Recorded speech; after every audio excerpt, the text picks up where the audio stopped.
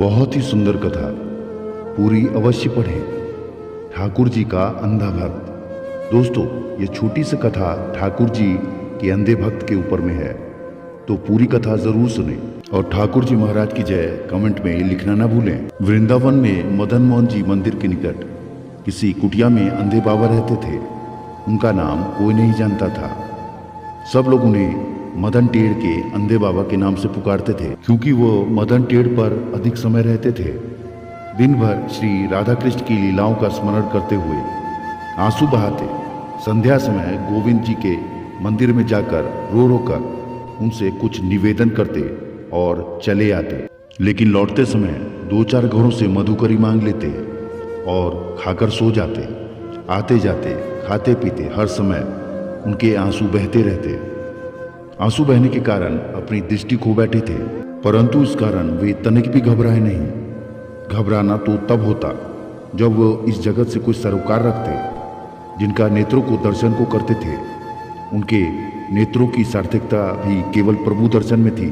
जो नेत्र प्रभु का दर्शन नहीं करा सके थे, उनका ना रहना ही अच्छा था उनके लिए। पर अब दिन रात रोते रोते 40 साल बीत चुके थे। जीवन की संध्या आ पहुंची थी।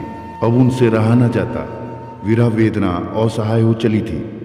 वे कभी कभी उस वेदना के कारण मूर्छित हो घंटों मदन टेढ़ की झाड़ियों के बीच अचेत पड़े रहते थे। उनसे सहानुभूति करने वाला कोई न था।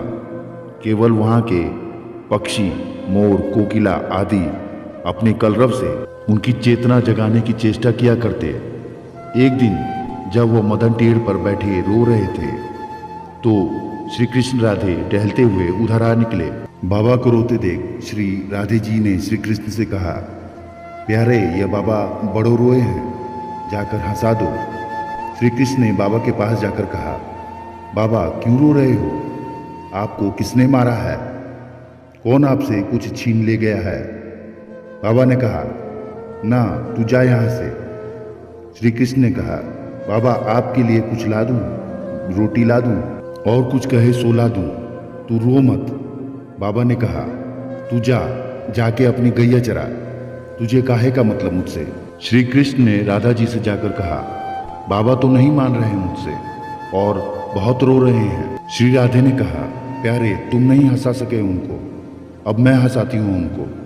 श्री राधे जी ने बाबा के पास जाकर कहा, बाबा तुम क्यों रो रहे हो? तुम्हारा कोई मर गया है क्या? बाबा हंसकर बोल दिए, लाली, मेरा कोई नहीं है।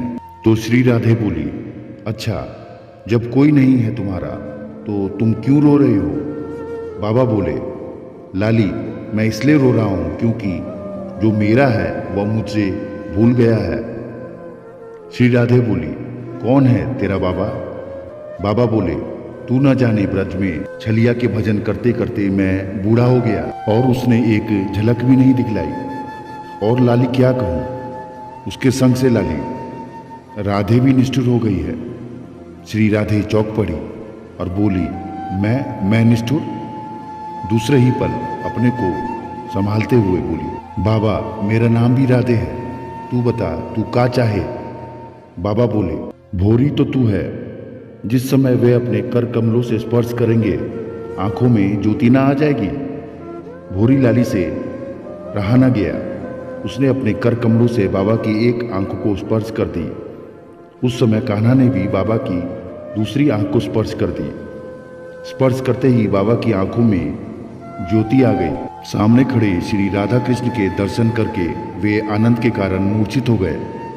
मूर्छित अवस्था में सारी रात वे वहीं पड़े रहे। प्रातःकाल वृंदावन परिक्रमा में निकले कुछ लोगों ने उन्हें पहचान लिया। वे उन्हें उसी अवस्था में मदन मोहन जी के मंदिर ले आए। मंदिर में गोस्वामी समझ गए कि उनके ऊपर मदन मोहन जी की विशेष कृपा हुई है। उन्होंने उन्हें घेर कर सबके साथ कीर्तन किया। कीर्तन की ध्वनि कानों में पड़ते ही उन्हें धीरे धीरे चेतना आने लगी। तब गोस्वामी जी उन्हें एकांत में ले गए। उनकी सेवा के बाद उन्होंने उनसे मूर्छा का कारण पूछा, तो उन्होंने रो रो कर सारी घटना बता दी। बाबा ने जिस वस्तु की कामना की थी वह उन्हें तो मिल गई, फिर भी उनका रोना बंद ना हुआ। रोना तो पहले से और ज्यादा हो गया।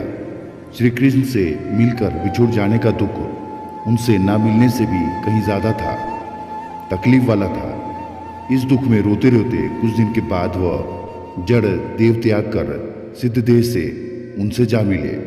तो दोस्तों, ये कथा थी एक सच्चे अंधे भक्त की, जिसकी सच्ची भक्ति ने उन्हें अपने ठाकुर जी महाराज के अंदर उनको हमेशा के लिए विलीन कर दिया।